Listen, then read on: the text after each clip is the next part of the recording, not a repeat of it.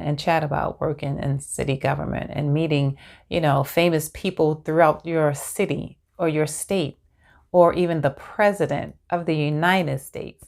Watching the typical I'll fake it till I make it channel. Hello, this is Evolving with Edna. And on my channel, we talk about life and relationships.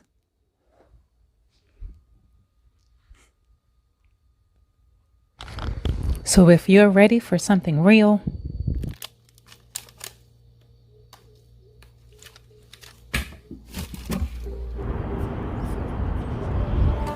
So stay tuned. to evolve is to live. Hi, this is Evolving with Edna, and on my channel, we talk about life and relationships. And if this is your first time here, thanks for coming by to see what's going on. And if you are a returning subscriber or just watcher, thanks for coming on back. And if you have not subscribed yet, what are we waiting on? Exactly, what is it we're waiting on? Okay, so can you just in the next 3 or 4 minutes, see what's going on? And if you do actually like it, and if you are coming back to watch it again and again, hit the subscribe button. You'll always be able to see what's going on. And if you hit the notification bell, it will let you know as soon as I have posted something that you can just come on in and check it out. You don't have to do anything else. Let YouTube do it all for you. Hit the subscribe button. Hit the notification bell. The very top is what you need to tap, is when it notifies you that I've uploaded something. I won't bombard you with a lot of videos, but I will inform you of some things that, you just might be interested in. So that being said, this is Memory Lane Monday. Just something crazy and kooky that I came up with.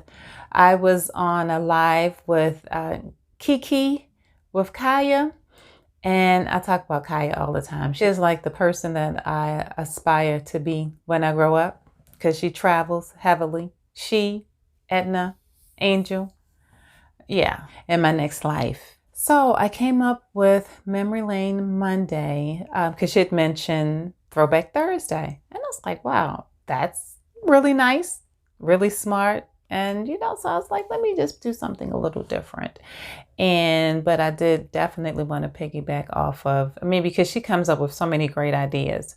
She's actually in the midst of doing a series now for Anything and Everything cruise related. So if you need some ABCs and 1, 2, 3s of cruising, go and check out Just Kaya TV. I will definitely leave her link in the description. So I briefly mentioned on my previous upload about how I used to work in city government. I worked for a politician. I worked in the mayor's office in the city, in Baltimore City. And that was I was 19, so that was a very interesting time in my life to be. I fanned out a little bit because I met some celebrities and I met some popular people within the city. And even after I left the city, Howard still worked for city government. So it just continued on and on and on. The luck and the blessings that we had, that we could share together with something that not everybody can sit down and chat about, working in city government and meeting, famous people throughout your city or your state or even the president of the United States. Yeah. Howard met the president of the United States when it was Bill Clinton. That was an intimate setting, and he was fortunate enough to meet Bill Clinton. So at the time, my best friend Denise was working there, and my best friend Pam and I had come down just for a visit. And they were obviously looking for some people to fill positions. So we were asked if we were looking for work. And at the time, I wasn't working. So I, did some interviews. I did quite a few interviews to get, hopefully to get a position there. And fortunately, I did. I spent 9 years in at City Hall. And I mean, it was a great administration that I worked for. I worked under Kurt Schmoke, and he was one of those type of mayors that took his job very seriously.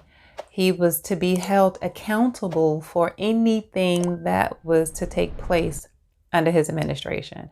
And I value him for that because with that, he ran a nice and a clean staff. You didn't hear a lot of crap. You didn't see a lot of crap. I know we just had, it was fun. I was 19 and that was a serious job. I learned a lot. I learned a lot of the things I learned a lot of how to represent yourself, and I learned a lot about how not to represent yourself, because in any job you come across, there's always a lot of people in so many different departments when it's a huge establishment like that. City government was city government. It wasn't just City Hall. It went outside of City Hall. There were buildings in the surrounding area downtown that were affiliated with city government.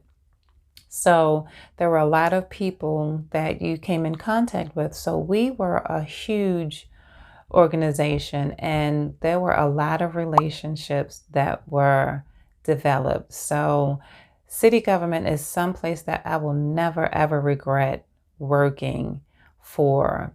They gave us a bad rap. They talked about city government people, any government job. You've heard the stories, state government, federal government, the ease of our jobs, things like that. No, when I clocked in, I worked until I clocked out. Sometimes I wouldn't even take a lunch because, we took our job seriously.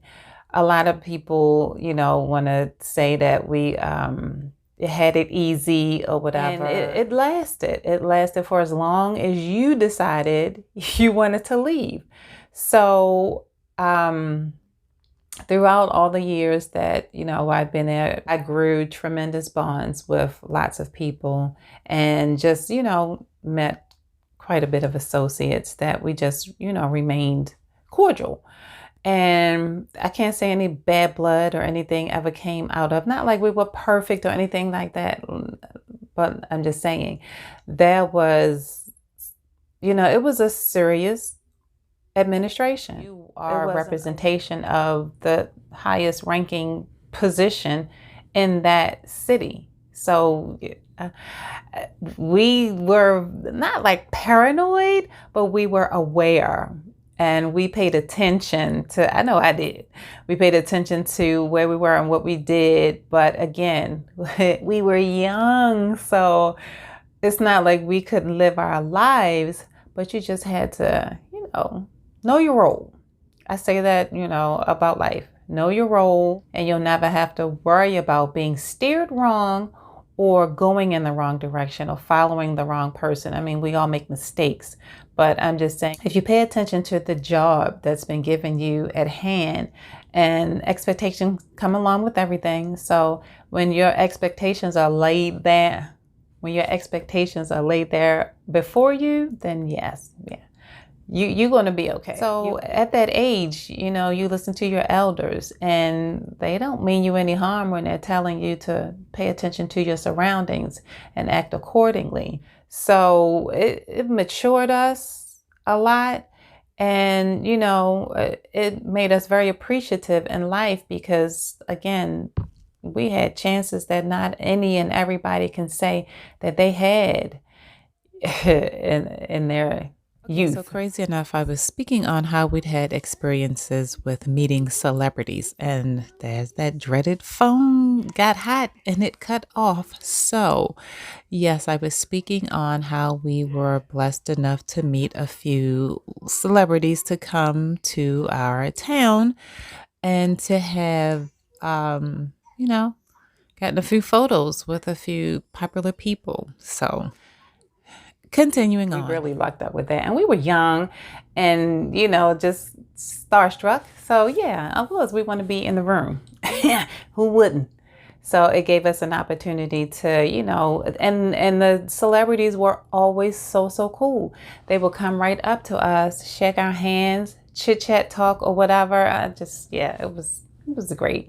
Anytime there was a new restaurant that came to the city, they would send something. There was always a positive thing happening down at City Hall. So there's always a ceremony or someone, or some type of festival. It would kick off, with the mayor, or would kick off with a city official that we just fortunately became part of. But even afterwards, when Howard stayed on for quite a while, I continued to support and volunteer and things like that for, officials that were running for different offices. And, it was, politics is just quite interesting. There's never a dull moment with politics. It's never anything boring because things change, within any administration, things change, which is why I left after I did my 9 years, because I was aware of who it was that I was working for. I met Schmook back in the 80s when I was in school. And it was either junior high or high school, I can't remember.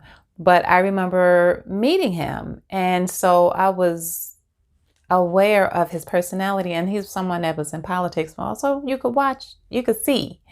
And so I believed in what he stood for. So when he was leaving office, I just was like, yeah, I'm leaving too. And that's how I met Cal Ripken. Yeah, he was very nice. He seemed shy, but to be such an enormous athlete and character for the city, being a great Orioles player in baseball, you would think not arrogance or anything but more outgoing or whatever. He was very reserved, very soft-spoken. I mean, I don't know if that was his regular natural personality, but that's the person that I met. So he was, when we would see him in different, surroundings and all, when I was with the city, very nice, very charismatic, that you felt like you couldn't approach, or you felt like, maybe will he act funny or anything, nothing like that. So he was very, very nice. Volunteering, in politics, a lot of times when that's in anything, it's probably not just politics. A lot of time when you're giving of yourself and when you're giving of your time, free will, people are very appreciative of that. Not everybody can just be available for someone else and not really are trying to gain anything from it. A lot of people want to receive something when they're, donating their time or, any type of efforts in order to see you gain something. So I definitely will say I appreciate that about Baltimore politicians that I've volunteered for. They were very, very appreciative. It's really good relationships that you can build when you're just out there.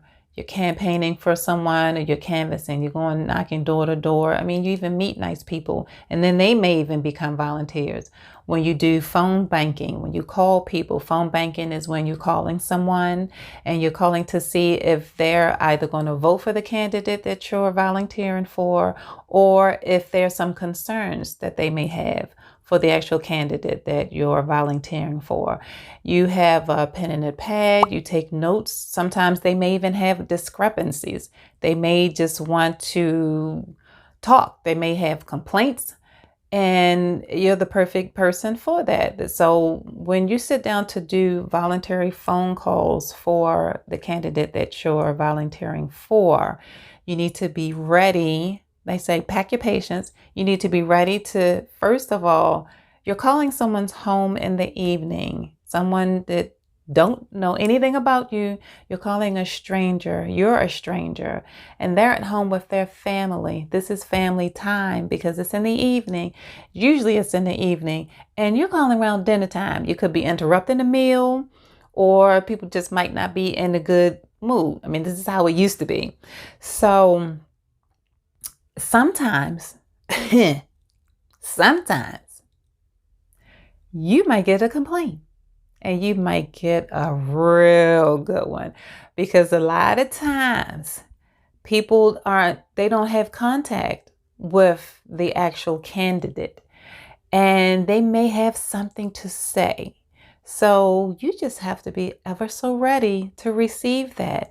And a lot of times we are equipped with information for them to call this number to speak with this person if in the event you do need to take it further, and they have to and they want to speak to someone specifically in a specific department for this specific reason. Kind of like the bridge for the candidate, because you're helping them find out what are the key points that people are interested in needing assistance with, or what are some of the, like what the pain points are, what specifically they may need help in, or they just want to see some revisions, or just some, corrections done, or just something better to happen. So, and also you may find out what they may feel that you're good at. If you're a candidate that is running for re-election, you may be able to find out what somebody loved about what you've done in your previous 4 years, or what they may have hated what you've done your previous 4 years. So phone banking is very interesting. It can be rough, it can be crazy, but it's usually, you have to look at it as though you're assisting the candidate that you're volunteered for. And I mean, it's a very good thing, because it allows you to learn how to deal with people and how to people manage, because sometimes you're in a position where somebody beside you could be like, I don't know how to handle this person. And so that'll kind of put you in position like, excuse me, that'll kind of put you in a position where it's like, okay, this is what we need to do.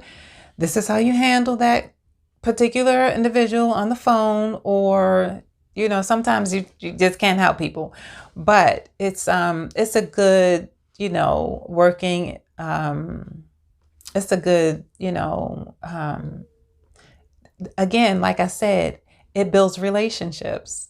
You could be building a relationship with that other person, or the people that come every night to do volunteering, or you could build a relationship with that individual on the phone to help them get the things that they may need. And you connecting them to something or someone to resolve an issue, that is priceless. I met many people that way. What is so funny, one of my then church members was one of the people that I taken some complaints from one day, and her voice just sounded so familiar. So one day, the church that I was a part of the church that I was a member of had moved to a new site, and we were in like a woman's, it was something, I forget, it was like a woman's, it was a hospitality group that we were all a part of. And I heard this lady's voice. We were all just becoming members. It was a new church. It was a bigger church. So they needed a hospitality group before opening day to welcome all the new members, old members. There's, hospitality committee. And I heard this voice. And there was the lady that I helped on the telephone, because I said, Miss, can you tell me your name? And it was just, that's nothing but God, because I said, it's something that I said, okay, can you just give me something familiar? I said, have you ever worked at City Hall? Have you called City Hall? And boom, she talked about how she had called City Hall. Well, not per se City Hall. She'd called, she was in contact with someone during the phone banking, So I put two and two together. I was like, I knew your voice. And we just became great I don't know, we just became great, what you want to call it, friends, acquaintances. I don't know, whatever. I would see her all the time from there. Of course, we saw each other in church all the time. And I always went to, not always, but in the beginning, I went to that church alone. So, I mean, you're never really alone in church. So that's why I joined the committee, because that's why I joined the committee, because I knew I was just going to, become a part of the church, and, everything would somehow come together that, of course I would be a part of a group. And fortunately, we were on that committee, and it was just one of those things I was saying, you could build relationships and not even know it just by simply helping someone on the phone. So, and that was long after I'd left City Hall. So, yeah, we got to participate in parades, prestigious events, attending, really nice gatherings. So I will never regret or resent any of my time that I spent in city government. What I do resent is leaving city government. I went into private after that, but because, like I said, the administration changed over, so I was not staying. And but I should have just gone somewhere within city government and established somewhere else in another department, and could just have been established with city government still. So, but yes, my 9 years there was, of course, during that time is when I met Howard, and then we became, quite great friends. And then by the time that I left is when we were involved. I left in 99. And years and years after I left City Hall, I then started working in DC. And then I came back downtown Baltimore. It's just so funny. They say you always come back home. So yeah, I went back. I went back downtown, but I never went back to city government. I'm still in private. I will probably stay in private until I'm just gone and out of there. Unless, I don't know. I don't know the future. But I just wanted to share a little of my experience with working for city government when I was just 19. And so also I wanted to share, do you like my earrings? Yeah, you can see my earrings. Shout out to Mia Chanel. I placed an order with her for her beautiful, luscious shampoo, her natural. And she sent me this wonderful, cute, gorgeous, and fashionable pair of earrings. And also, I'll show you my nice little hair clip that she sent me as well. It's so funny. I use that all the time, not for myself though, but I thought, oh, thank you, Mia. I appreciate that. I will consider myself a goddess too. But yes, so there you have it. On to the next one. And I'll see you for the next Memory Lane Monday. Bye-bye.